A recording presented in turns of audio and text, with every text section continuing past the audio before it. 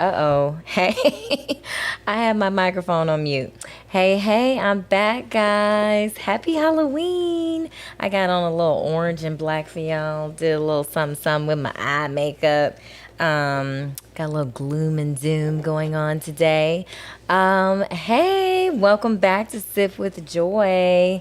I don't know if you guys are out here for Halloween, but me and Gigi, we chilling in the house tonight because I don't want to be out here in these streets. I had enough action over the weekend.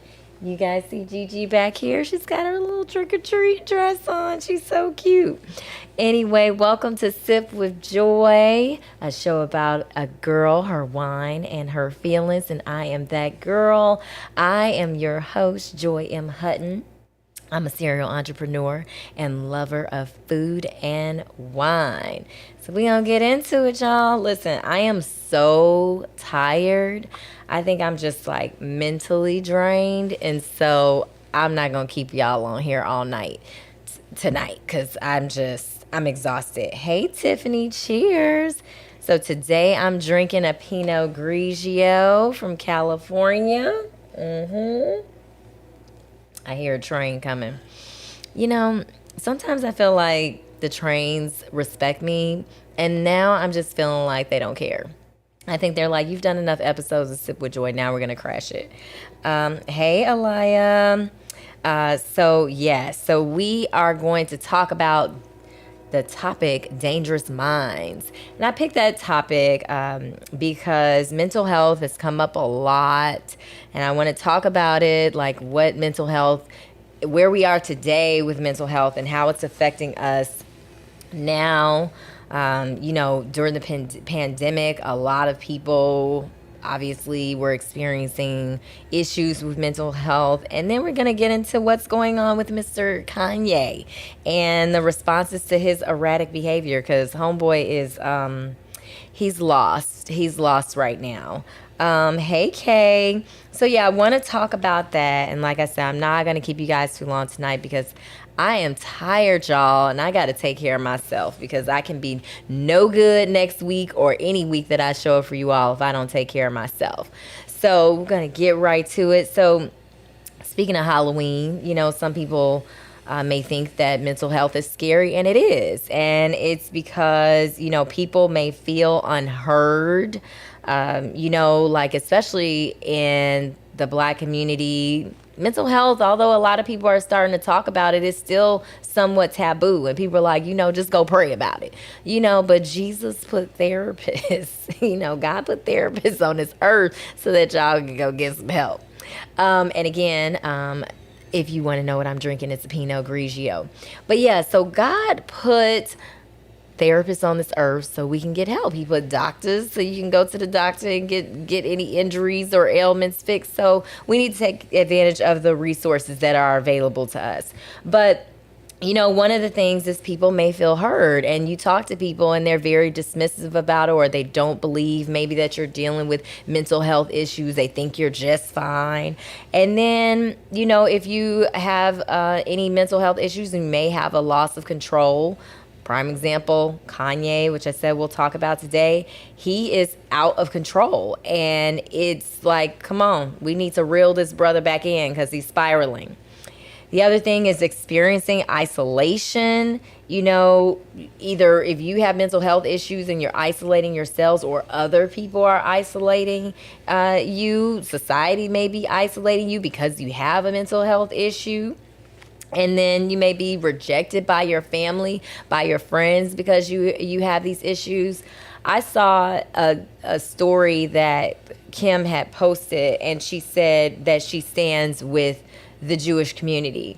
But when Kanye was making comments about George Floyd and White Lives Matter and being dismissive to the Black community, she didn't stand up for it. You got 4 whole Black children at home. You got 4 Black children. Their father is Black, and you didn't take a stand. But we know where the dollars are coming from. So, but we'll talk about that. And then finally, being restrained. So if a person does have to get committed to a mental health facility, they have a loss of freedom. Or if you're on medication, for example, you may not feel like you're able to be as creative or whatever. And so I think that a lot of people, we're not talking about mental health enough. And I think it's something that we should talk about. You know, I am a proponent of therapy. I have been through therapy. I would not be sitting in front of you all today if it had not been for therapy. Like, I had therapy to get through my divorce. I had therapy to get through the loss of my sister. So, and then I go for maintenance, just checkups, just make sure, check in with my therapist, make sure, you know, whatever is affecting me, because life be lifing, y'all. And sometimes this is just hard, and you just need another outlet. Like, friends are good, family's good, but sometimes you need a professional to help you flush your thoughts out. Okay, so let's talk about Kanye. And Kanye is, you know, it's mental health, but it's also just Kanye. He's the what, the sip, all of it. And I want to talk about him because a lot of people are saying that, you know, he's making these strategic moves. He's doing all this because he wanted to get out of these contracts. And I think, yes, somewhere along the lines, yes, it is the strategic move. However, the man is still mentally ill. And it's almost like, think of a genius and then you have mental illness. It is a detrimental combination. And that is what we are dealing with Kanye. Like, he is spiraling out of control, and where's his support system? You know, I saw that 50 Cent told him to go cool off, but he needs more than to just cool off. He needs help. And sometimes those people, you got to kidnap them in their sleep. You got to, you know, you got to take him in, because he's probably not going to do it himself. And I think a lot of us saw him start spiraling after his mother passed. And it's like, okay, some people are like, well, you can't make that as an excuse, but grief is serious and it affects people differently. Now, some people, on the other hand, are like, Kanye knows what he's doing. Again, like I said, you have the dichotomy between him being a genius and being mentally ill. So Kanye ain't all, he's not a stupid man by far. Exactly. Okay. Where's his family? And so he's very smart, and he knows exactly what he's saying. And if you look at the root of what he's actually talking about, a lot of what he's saying is true. Now, granted, you go after the Jewish community and that's a wrap, but what he was trying to convey was that a lot of these companies are run by the Jewish community, by white men, and it's a fact. Now, how he went about it was not the right way. And that's, again, when you mix that cocktail of mental health and genius, you know, then you have those issues that you're dealing with.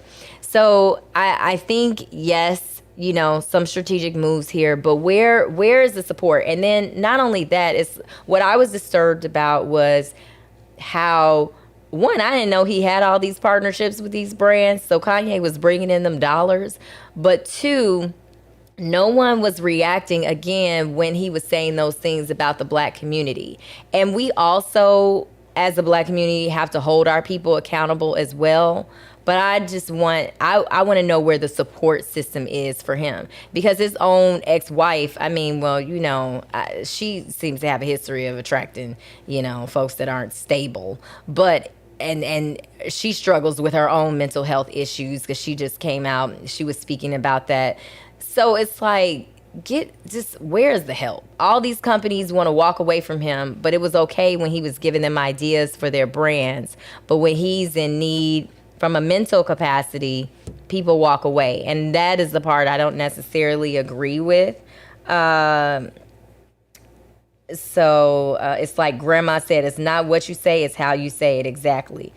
Mommy said, no one is holding anyone accountable these days. It's unfortunate. Right.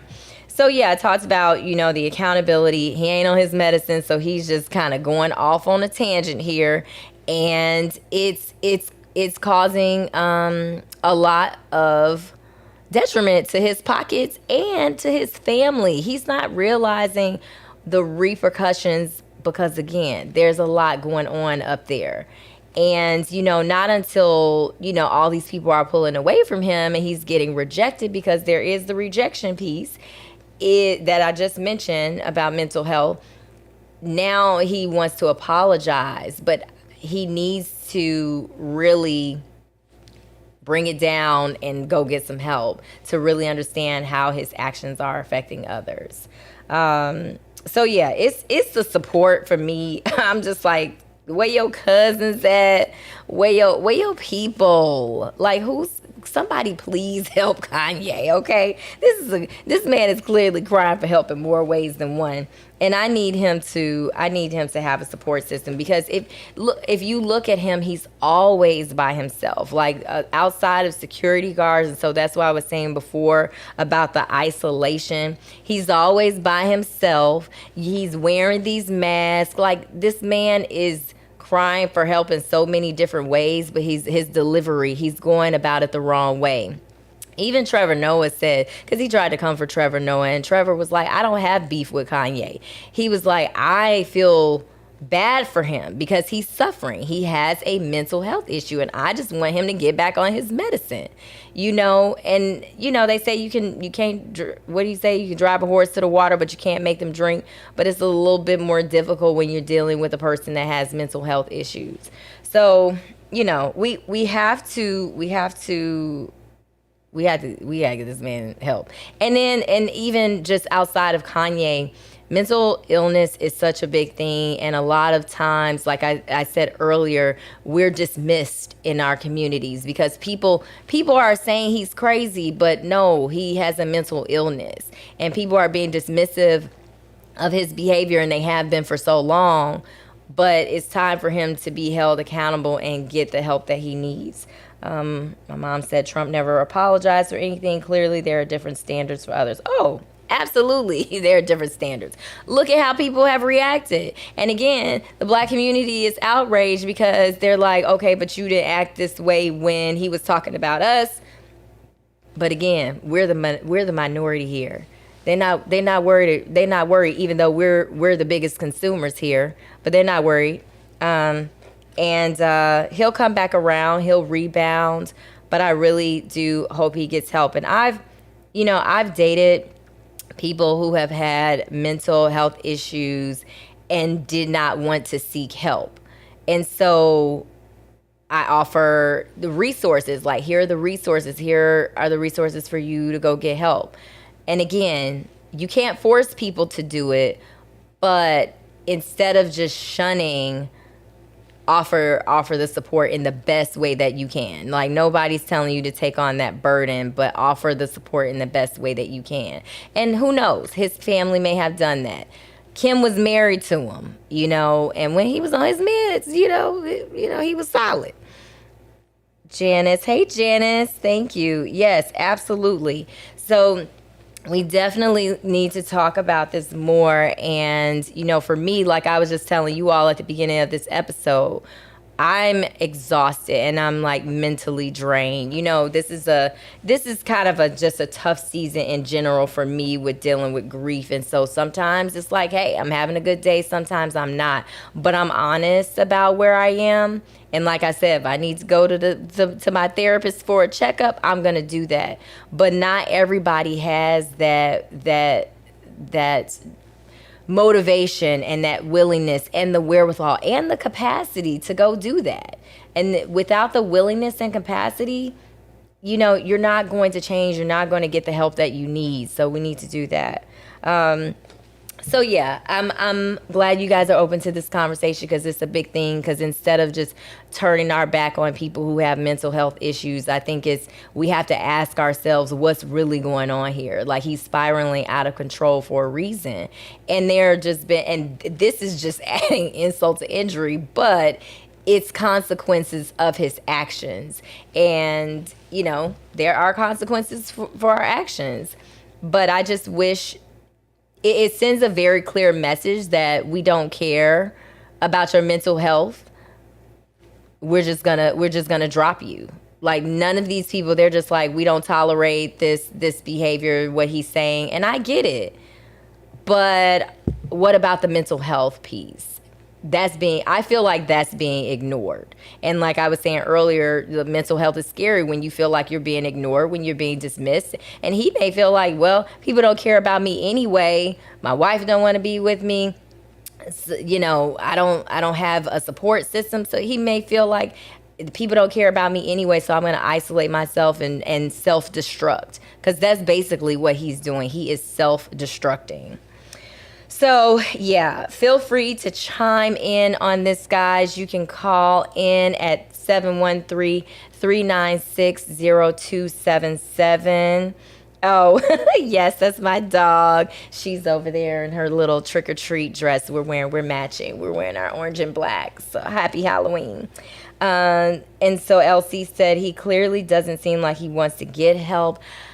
I'm torn. Like, I feel like he wants to, but it's almost like, if you think about people who, and this is an extreme case, like people who commit suicide and you feel like no one's listening, like you don't feel like anybody hears you, and maybe you've made attempts to give hints to people or give signs to people, and you feel like you don't have an outlet,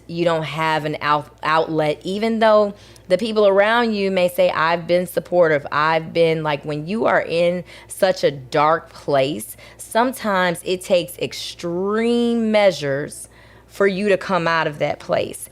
And so I think that I don't know if he doesn't want it. I just think he doesn't have the mental capacity to drive himself to getting that help. That's what I think. But I mean, I get what you're saying, LC, because there is a bit of, like, people are saying he's a narcissist, he's arrogant, and yes, there is that. It's just like I said earlier, it is just a cocktail for a mental health disaster happening with him right now, with the level of genius that he has, and then the mental health issues, and yeah, it's just a lot.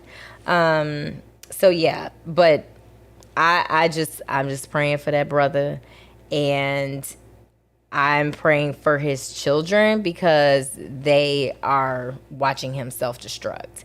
And, like, literally, I don't know. I feel like I would kidnap that man in his sleep and drop him off at a facility, handcuff him, strap him in. We going. Listen, we going to the ship, okay? And you stay in there, and I'm not letting you out until you get some help.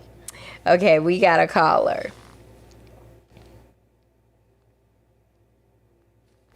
Hey, Sipper.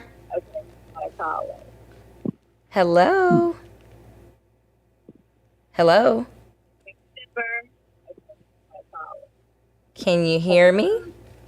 Hello, Hi. What's up? mommy. Hi, mommy. What you got? Well, I was just thinking that he is self-destructing, but because of I can't hear can you? you. I can hear you now. What'd you say? Okay, what I was saying is that with his being schizophrenic, um, he is probably self-destructing because the voices in his head are not allowing him to do what he needs to do. He can't think, and so therefore he's just in a bad place. I Yeah. sometimes he wants to get, but he can't think straight long enough to do that. Your phone is breaking up, mommy. I can't really hear you. Can you hear me now? Yes. Hello. So I was just saying that the voices in his head won't allow him to do what he needs to do. Mm-hmm. He just can't balance it. Right. And that's why I was saying it's going to take extreme measures for him to go and get some help. Yeah. Like, somebody's literally going to have to kidnap him and take him to a facility. Right. Right. And I And I say that mean, in it all seriousness. stuff out. He still stuff out, just refuses to stay. But You it's broke up obvious. again. What did you say? I said it's obvious to me. Oh, I'm sorry, sweetie. You want me to try that? I can hear you But now. I don't know why it's doing anything. 'Cause Yeah. Okay. Well, put it in the chat because this I can't really hear you. okay. Okay. Bye bye. All right. Bye bye. Okay. Woo. Technology. I'm telling you. All right. So I think my mom was saying the voices in his head were, basically are prohibiting him to not get the help that he needs. So, which I agree, and that's why I was saying it's going to take an act of God and extreme measures for this man to go get help because he's stuck. He is in that sunken place. So, um, anyway, if there are no more callers, I have some questions and then we are going to wrap this up. I'm going to drink my wine and then I am going to rest my brain because it's been a tough few days for me, y'all. I'm pushing through it, but it's been a tough few days. So, okay, so the first question is how long have you been an entrepreneur? And it has been almost 7 years. I had my first business, my consulting business, and then I launched my second business, On the Go Glam, in 2020. And let's see, next question is would you move back to Chicago? It's too cold. Houston has thinned my blood. I don't know if I would move back to Chicago. But I've learned in my life to never say never because every time I say that, it comes back and bites me in the ass. So I'm not gonna say never. I love my city, and hey, if my future husband is in Chicago, I will move back. Or he can move to Houston. Let's see. My favorite junk food. So I'm not a big junk food eater. Although throughout my grieving, I have eaten a lot of junk food, which packed on the extra pounds. Your girl has. But hi, Linda. And so let's see, favorite junk food. I love Sour Patch Kids, but I like Sour Patch Kids Extreme. I know that's random, but I like Sour Patch Kids Extreme, and I like Reese's the peanut butter cups, the regular size ones, not the little mini ones or the little pieces, the ones that are like M&Ms. I don't like those. And yeah, so those are my favorites. And then I like chips, like Doritos. I like sour cream and onion with the cheese. I don't really consider cheese a junk food, but cheese is my vice. And last question is, what are you most afraid of?